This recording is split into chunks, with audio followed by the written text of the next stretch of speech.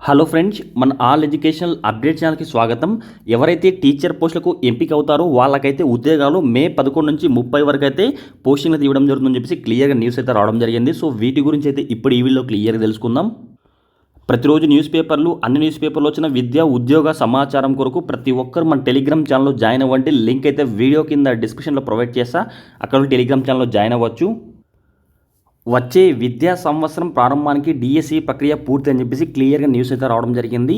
విద్యా సంవత్సరం ప్రారంభ సమయానికి డిఎస్సి ప్రక్రియ పూర్తి చేస్తామని మంత్రి నారా లోకేష్ తెలిపారు. న్యాయపరంగా చిక్కులు లేకుండా చేసేందుకు ప్రయత్నిస్తున్నామని అన్నారు. అసెంబ్లీ సమావేశాల్లో భాగంగా శాసనసభలో ఆయన ప్రసంగించారు. 16,345 పోస్టుల భర్తీకి నిర్ణయం తీసుకున్నట్టు శాసనసభకు వెల్లడించారు. టీడీపీ హయాంలో మొత్తంగా 15 సార్లు డిఎస్సి నిర్వహించామని వెల్లడించారు.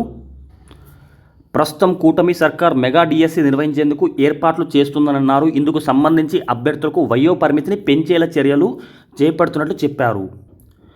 ఈ విధంగా మెగా డిఎస్సికి అయితే వయో పరిమితి పెంచడం జరుగుతుంది. ఈ వయో పరిమితి పెంచడంపై మీ అభిప్రాయాన్ని అయితే వీడియోని లైక్ చేసి వీడియో కింద కామెంట్ చేయండి. అదేవిధంగా జీవో 117కు ప్రత్యామ్నాయం చేస్తున్నామన్నారు. అదేవిధంగా డిఎస్సిలో ఎంపికైన వారికి మే 11 నుంచి 30 వరకు అయితే పోస్టింగ్లు ఇస్తామని చెప్పి క్లియర్గా న్యూస్ అయితే రావడం జరిగింది.